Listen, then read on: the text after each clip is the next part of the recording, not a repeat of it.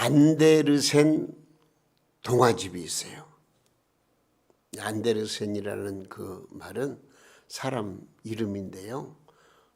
아주 아동들을 위해서 문학적인 기질을 살려서 또 아주 좀 재미있게 동화를 글로 표현했는데 그 가운데서 우리 인생들에게 주는 의미가 굉장히 큰 것들이 많은데 그 가운데서 미운 오리 새끼라는 동화가 있어요. 미운 오리 새끼. 어미 오리가 알을 품어 깠는데 생김새가 전혀 다른 새끼 한 마리가 나온 거예요. 어미는 자기가 품은 알에서 깨어났기 때문에 자기 새끼인 줄 알았어요. 그 오리도 당연히 자기 엄마, 자기 형제들인 줄 알고 이제 자라게 되는 것입니다. 그런데 크면서 다른 오리들과 자기의 모습이 자꾸 달라지는 거예요. 그건 자기는 몰라요. 자기는 그냥 같은 그 오리들과 함께 어울리니까 나도 저렇게 생겼지. 그렇게 지금 성장하는 거예요. 근데 다른 오리들은 우리하고 다르네. 부리가 다르고 목의 길이가 다르고 또 날개가 달라지고 색깔이 다른 거예요. 그래서 그 다른 오리들이 그 오리를 놀리는 거예요. 그래서 좀 모양새가 다른 오리는 미운 오리 새끼가 된 거예요. 겨울이 지나고 이듬해 봄이 돌아온 어느 날, 그날도 그는 외롭게 호수에서 헤엄치고 있다가 백조 무리를 보게 됩니다. 이 백조를 보니까 너무나도 아름답고 우아한 백조들. 근데 자기는 지금 다른 오리들과 똑같이 생긴 줄 알고 그래서 자기 모습과 비교해 볼 때 너무나도 우아하고 너무나도 진짜 보기가 좋고 자기하고는 전혀 다른 모습이에요. 아이고 나도 저렇게 백조처럼 되었으면 얼마나 좋을까 하면서 부끄러운 마음을 가지고 물속에 들어가려고 하면서 물에서 비친 자기 모습을 발견하게 되는 거예요. 내 모습하고 똑같네? 자기는 지금까지 오리 새끼인 줄 알고 다른 오리들과 똑같은 모습인 줄 알았는데 이날 그 물거울에 비친 자기 모습을 보고 그 백조와 같다는 것을 느끼게 되는 거예요. 보게 되는 거예요. 백조들은 그 어느 백조보다도 우아하고 아름다운 그런 백조들이 자기 가까이 다가와서 자기의 동료인 것을 확인해 주는 그런 그 스토리, 그 동화예요. 그러니까 이제는 미운 오리 새끼가 아니고 뭐예요? 이제는 당당한 백조가 된 거예요. 여러분, 이 동화를 통해서 이솝은 어린 시절 자신의 나약하고 부끄러운 모습을 생각하면서 아이들에게 결코 포기하지 말고 미래를 꿈꾸라는 차원에서 이 동화를 썼다고 하는 것입니다.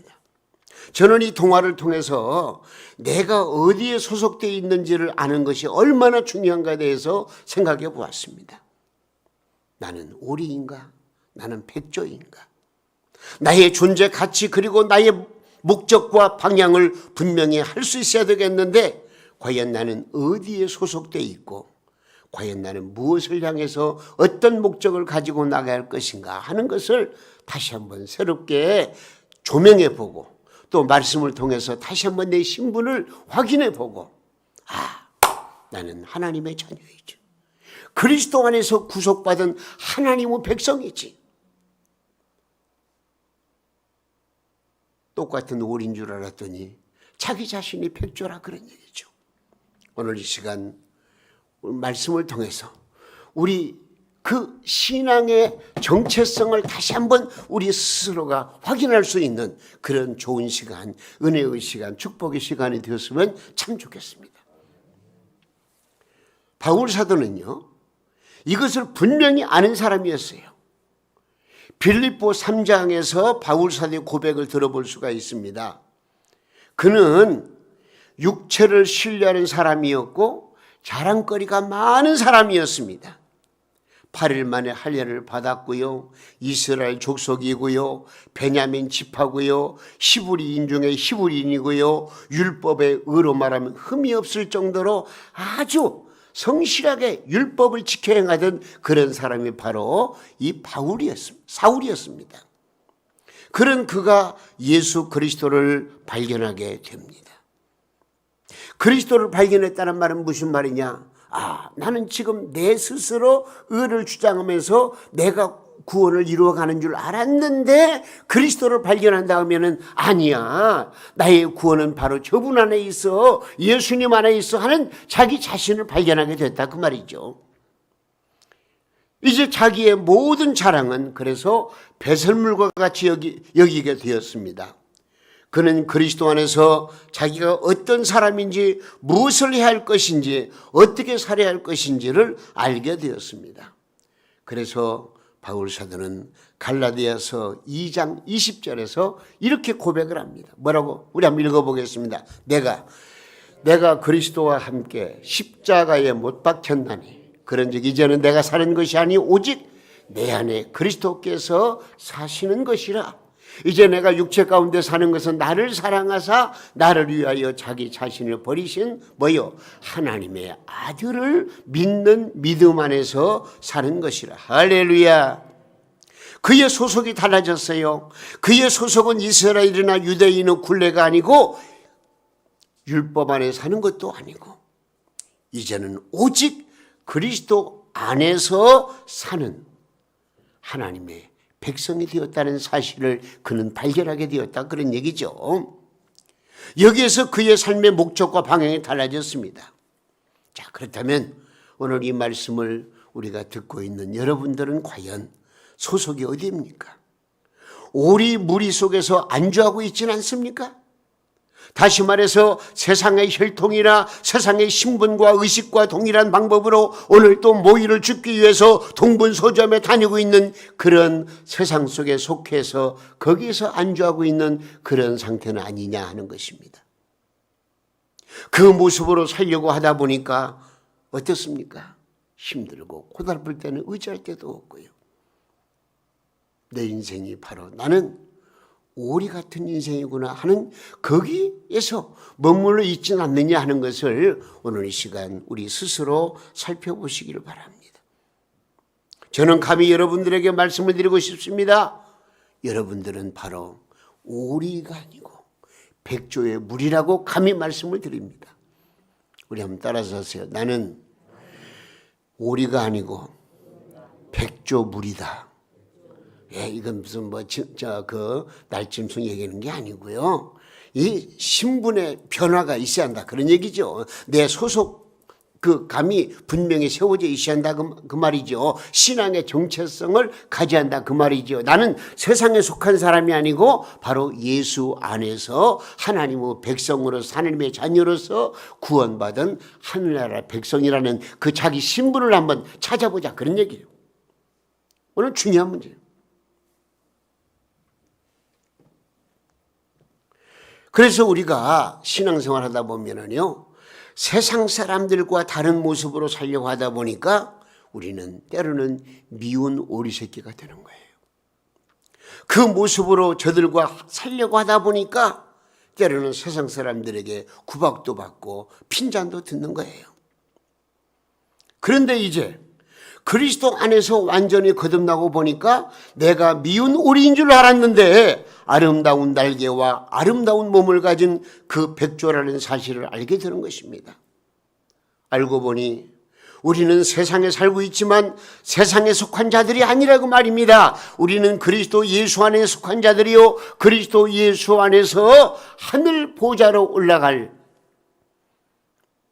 아주 독특한 하나님의 사랑을 받고 그리스도 안에서 새 생명을 경험하고 그래서 믿음으로 하나님의 백성으로서 영원한 영생을 누릴 존재로 다시 한번 확인하게 되는 것, 이거 엄청난 축복입니다.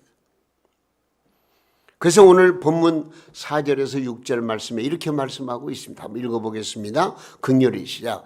긍휼이 풍성하신 하나님이 우리를 그 사랑하신 그 큰 사랑을 인하여 허물로 죽은 우리를 그리스도와 함께 살리셨고 너희는 은혜로 구원을 받은 것이라 또 함께 일으키사 뭐요? 그리스도 예수 안에서 함께 어디에? 하늘에 앉히시니. 할렐루야. 우리도 전에는 세상에 속했던 자들이었습니다. 그래서 세상의 풍속을 쫓았고 공중권세를 잡은 자 곧 마귀에게 복종했으며 라고 2절에 말씀하고 있습니다. 그리고 육체의 욕심을 따라 지냈습니다. 그래서 3절 말씀 보니까 본질상 진노 자식이었다는 거예요, 우리가. 그러나 그리스도께서 우리를 대신해서 죽으심으로 인해서 우리는 이제 그리스도와 함께 살아났다는 것입니다. 그리고 그리스도 안에 속한 자가 되었습니다.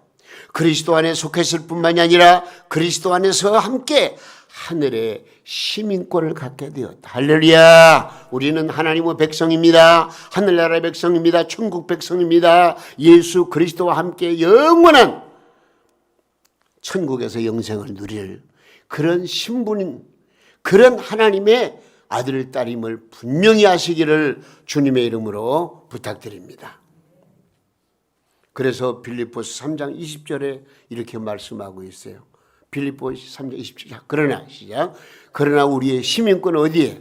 하늘에 있는지라 거기로부터 구원하는 자 곧 예수 그리스도를 기다리느니. 곧 하늘나라 백성, 하나님의 백성이 되었다는 것입니다. 육신은 이 세상에 속해 있지만 그러나 우리의 근본적인 소속은 어디에? 하늘나라라 그런 얘기죠. 그리스도로 옷 입고 그리스도와 함께 하늘나라를 향하여 날개치며 올라갈 사람들이 바로 누구라고요? 나라는 거예요. 나, 우리. 응? 그래서 저는 우리 동명 성도들이 이 세상에서 먹이를 주우며 이 땅에 연연하는 우리가 아니라 하늘을 나라 그러는 백조라는 것을 말씀을 드리고 있는 거예요. 우리는 어디에서? 오늘 제목의 말씀대로 그리스도 안에서, 그리스도 예수 안에 속해 있기 때문에 그런 신분의 변화가 일어난 것이라는 것입니다. 여기 그리스도 안에서, 예수 안에서라는 말은요, 그리스도에게 속한 자라 그런 뜻입니다. 이 말은 바울 신학의 중심을 이루고 있는 용어입니다. 그래서 이 바울 서신을 전체를 살펴보면은요, 이 그리스도 예수 안에서 그리스도 안에서라는 말이 무려 125번이나 나와요. 바울 사도는 모든 게 주 안에서, 그리스도 안에서, 예수 안에서 그 문제를 풀어가고 그 문제 속에서 해답을 찾고 그리스도 안에서 자기의 신분을 확인하고 당당하고 기뻐하고 감사하고 하나님 앞에 영광 돌리고 복음을 전하고 이건 분명히 예수 안에서 모든 일이 이루어진다는 것을 그가 깨달았기 때문에 그러는 거예요. 그래서 바울 자신이 사도가 된 것은 그리스도 안에서 되었다고 고백합니다. 세상의 준 직분이 아니라 그리스도께서 자기에게 주신 직분이라고 고백하고 있는 것입니다. 그는 교회도 그리스도 안에서 세워졌고 성도의 교제도 그리스도 안에서, 인간관계도 그리스도 안에서 모든 일을 주 안에서 해야 된다고 권고하고 있습니다. 믿음과 사랑, 기쁨과 감사 모든 것을 그리스도 안에서 말하고 있는 것입니다. 왜? 그는 그리스도에게 속한 사람이기 때문에 그러는 거예요. 그러므로 우리는 모든 것을 그리스도 예수 안에서 행해야 된다는 것을 여기서 깨달을 수 있습니다.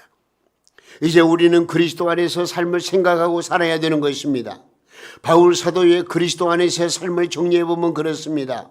그리스도 안에서 생각하고 그리스도 안에서 계획하며 그리스도 안에서 시작되고 그리스도 안에서 진행되고 그리스도 안에서 끝이 나고 그리스도 안에서 변화되고 그리스도 안에서 생명을 이룬다고 그는 고백하고 있습니다. 이 바울 사도의 신앙의 고백이 바로 우리의 고백이 될 수 있기를 주님의 이름으로 부탁드립니다. 그리스도께 속한 사람이기 때문에 그리스도의 방식으로 사는 거 아니겠습니까? 그분의 생각과 그분의 뜻을 따르고 그분과 함께 한다는 것입니다. 이게 바로 그리스도 안에서 생활인 것입니다. 그런데 우리는 어떻습니까? 꼭 이것을 잊지 않고 있지 않습니까? 형식은 그리스도인인데 삶의 내용은 그리스도 아닌 오히려 세상에 속해서 세상 사람들과 더불어서 교회 나오면 분명히 신앙인이고 예수님을 믿는 사람이고 하나님의 자녀 같은데 교회를 벗어나고 세상 속에 살면서 자기 신분, 나는 그리스도 안에서 하나님의 자녀라는 신분을 잃어버리고 세상 사람들과 똑같은 삶을 살고 있지는 않은가? 응? 백조가 아닌 오리 같은 삶을 살고 있지는 않는가 하는 것을 우리가 한번 생각해 보자 그 말입니다. 그리스도 아닌 안과 밖을 들락거리는 그런 모습은 아닌가? 여러분이요, 과연 여러분은 그리스도 안에 살고 있습니까? 아니면은 예수 이름만 부르고 세상과 짝하여 살고 있지는 않습니까? 우리가 비록 이 세상에 살아가고 있지만은요, 우리는 그리스도 안에서 살아가는 사람인 것을 확실히 알아야 되는 것입니다. 그러므로 우리는 주님의 마음으로 주님의 모습과 방법으로 살아가야 되는 것입니다. 우리는 이 의식에서 깨어 있어야 되는 것입니다. 그분 안에서 모든 것이 행해져야 됩니다. 생각과 말과 일과 행동 모든 일이 그리스도 안에서 생활해요. 이게 중요한 거예요. 오늘 우리에게 주시는 말씀이 우리는 그러므로 그리스도 예수의 통치를 받아야 됩니다. 그리스도 안에서의 삶이란 무엇입니까? 우리가 그리스도로 다스리심을 받는다는 의미입니다. 저는 죄와 사망의 권세로부터 지배를 받는 것이 아닙니다. 율법의 지배를 받는 것도 아닙니다. 그리스도의 지배를 받아야 됩니다. 그리스도 아래에 살아야 됩니다. 그분이 통치하실 때의 그 통치 아래 내 자신을 맡기고 주님의 말씀에 순종하는 삶이 이루어져야 되는 것입니다. 세상 사람들은 죄의 지배를 받으며 살아갑니다. 그들은 죄로부터 자유할 수 없고 죄의 속박 가운데 있습니다. 이 죄짐, 무거운 죄짐으로 말미암아 고통을 당하고 있는 게 사실입니다. 물론 세상 사람들은 그 자체도 모르고 그냥 이 세상에다가 유토피아를 건설하고 세상에서 삶이 마지막인 줄 알고 거기에 초점을 두고 있지만, 그러나 우리 믿는 사람들은 그게 아니잖아요. 나의 삶이 이 땅에서 끝나는 게 아니고 다음 세상이 있다는 것을 우리가 알고 있기 때문에 그리스도 예수 안에서 새 생명을 얻은 그 기쁨이 내 가슴을 애우고 있잖아요. 유명한 심리학자 칼 리밍거라는 박사님이 있는데 그분이 연구한 결과를 이렇게 말했어요.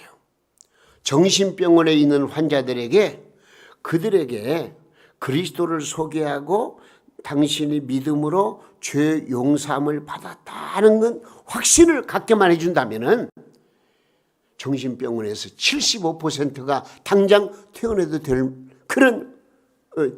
된다는 그런 그 연구 결과를 발표를 했어요.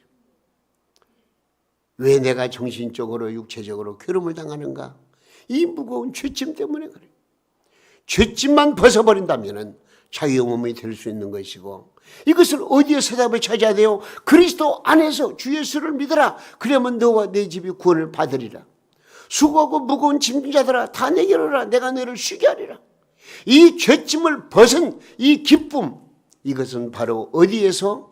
그리스도 안에서밖에 해결되는 방법이 없다는 것입니다. 여러분, 사람이 속박당하고 살아가는 것만큼 비극적인 것은 없습니다. 어떤 것에 속박당하는 순간 그는 자유를 잃게 되고 마는 것입니다. 그러나 그리스도에게 속한 것은 속박이 아닙니다. 그분 안에 들어가는 것입니다. 그분의 인격과 그분의 방법이 최선임을 믿고 그분에게 전적으로 의리하고 의지하는 것입니다. 그분의 다스림을 받을 때 가장 안전하다는 것을 깨닫게 되는 것입니다. 그래서 바울 사도는 그리스도 안에서 항상 말하고 그리스도 안에서 본인의 정체성을 발휘하면서 그리스도의 복음을 당당하게 전하게 되는 것입니다. 저는 이 말씀을 준비하면서 바울 사도가 그리스도 안에서 어느 정도로 평안하고 감사의 삶을 살았는가를 유심히 살펴봤습니다. 왜냐하면 그래야만 이 사실의 말씀을 통해서 저와 여러분이 평안과 기쁨과 참 자유가 있는 복된 삶을 살 수 있기 때문에 그렇습니다. 어떤 문제를 띄워놓고 이대로 하라? 그게 아닙니다. 그 문제를 분석하고 그 문제 속에서 해답을 찾을 때 나에게도 적응이 되는 것이고, 아, 그래, 맞아. 나도 그렇게 살아야 돼. 그런 어떤 그 긍정적인 평가와 결론을 우리가 맺을 수 있지 않겠습니까? 먼저 바울 사도는요, 참으로 자유한 사람이었습니다. 비록 그는 자기 안에 알 수 없는 죄의 성품이 있어가지고 그것으로 원하지 않는 죄를 짓고 그로 인해서 죄의 문제로 인해서 고민했지만은, 그래서 그는 자기 자신을 죄인 중에 괴수라고 했지만, 그러나 그는 그리스도 안에서 늘 자유함이 있었습니다. 로마서 8장 1절에서 2절에 이렇게 말씀하고 있습니다. 그러므로 시작. 그러므로 이제 그리스도 예수 안에 있는 자에게는 결코 뭐요? 정죄함이 없나니 이는 그리스도 예수 안에 있는 생명의 성령의 법이 죄와 사망의 법에서 너를 어떻게 했다고 그래서 해방하였습니다. 해방하였습니다. 그의 사역, 그가 복음을 전한 것도 그리스도 안에서라고 고백합니다. 그래서 그는요, 그리스도 안에서 엄청난 하나님의 은혜를 힘입었어요. 참 자유를 얻었어요. 그동안에는 율법을 지키느라고 히브리인처럼 사느라고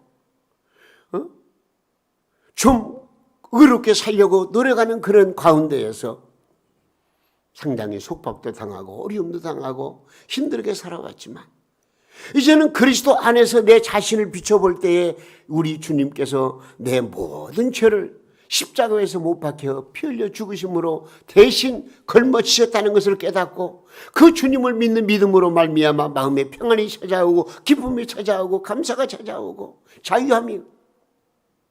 그래서 찬송을 부른다면 주 예수 사랑 기쁨 내 마음속에 내 마음속에 내 마음속에 주 예수 사랑 기쁨 내 마음속에 내 마음속에 있네. 나는 기뻐요 정말 기뻐요 주 예수 사랑 기쁨 내 맘에. 나는 기뻐요 정말 기뻐요 주 예수 사랑 기쁨 내 맘에. 이제는 해방됐네 예수 안에서 예수 안에서 예수 안에서 이제는 해방됐네 예수 안. 아마 참 이 찬송이 참 은혜로워요. 예수 그리스도 안에서는 해방돼요. 기쁨이 넘쳐나는 거예요. 네? 그래서 빌립보에서 그의 놀라운 고백을 발견하게 되는데요. 빌립보 4장 4절 말씀이에요. 뭐라고 그랬냐면 주 안에서 항상 기뻐하라. 내가 다시 말한다. 뭐라고요? 기뻐하라는 거예요. 기뻐하라. 이 고백은 우리가 잘 아는 대로 어디에서 쓴 말인 줄 알아요? 로마 감옥에 갇혀 있을 때에 이 말을 기록을 한 거예요. 로마 감옥에서 로마에 복음을 전하고 싶은 열망을 가지고 로마에 왔는데 그는 죄수의 몸이 된 것입니다. 언제 사형당할지 모르는 상황 속에서 지금 감옥에 갇혀 있습니다. 이 상황에서 빌립보 교인들에게 편지하기를 뭐라고요? 기뻐하라는 거예요. 내가 다시 말한다. 기뻐하라는 거예요. 그런데 여기에서 빼놓을 수 없는 것이 뭐냐면 어디에서 기뻐하라고요? 주 안에서 기뻐하라. 할렐루야. 주 안에서 기뻐하라. 그렇습니다. 그는 지금 로마 감옥 안에 있는 것이 아니라 주 안에 있는 사람입니다. 주 안에 있기 때문에 환경을 넘어서서 그리고 그 환경 속에서 일하시는 하나님으로 인하여 기뻐할 수 있었고 또 기뻐할 것을 권면할 수 있었던 것입니다. 자신이 평안하고 자신에게 기쁨이 있었기 때문에 담대하게 너희도 기뻐하라고 권면하고 있는 것입니다. 여러분, 저는 여러분이 이러한 삶을 살아갈 수 있기를 주님의 이름으로 소원합니다. 바울 사도의 이 고백이 여러분의 고백이 될 수 있기를 주님의 이름으로 축원합니다. 그리스도 안에서의 삶의 능력, 이것은 그리스도 안에서 하늘나라의 시민권을 얻은 사람들이 살아가는 모습이 아닐 수가 없습니다. 여러분, 오늘 우리는요, 한번 따라서 하실까요? 그리스도의 삶. 예, 그 말은요, 엔이라는 말은 이제 헬라어로 안에 그런 말인데, 그리스도 안에서의 삶. 오늘 제목의 말씀이에요. 이게 우리의 신앙의 표준이 돼야 되고요. 이것이 내 삶의 정체성이 돼야 되고요. 이런 삶을 통해서 하나님 앞에 영광 드릴 때 하나님께서 우리를 붙잡아 주시고 인도하시고 이끌어 주시고 성공하게 하시고 복되게 하시고 건강하게 하시고 지혜롭게 하시고 삶을 형통한 삶으로 이끌어 주시는 놀라운 은총을 우리가 받을 수가 있는 것입니다. 이 말은 바로 그리스도 안에서 더 깊은 영적인 삶을 살자는 그런 말씀입니다. 그리스도와 함께 생각하고 그리스도와 함께 말하고 의논하고 계획하고 일하고 사랑하고 섬기고 축복하는 삶, 그리고 예수로 인해서 염려와 두려움이 없고 감사와 기쁨이 있는 삶, 그리고 그분의 다스림을 받는 최상의 삶, 이런 삶을 엮어가신다면 여러분들은 그리스도와 함께 영원한 하늘나라의 축복, 영원한 영생을 얻게 되는 줄로 믿으시기 바랍니다. 하늘나라는 예수 그리스도 안에 있기 때문에 그렇습니다.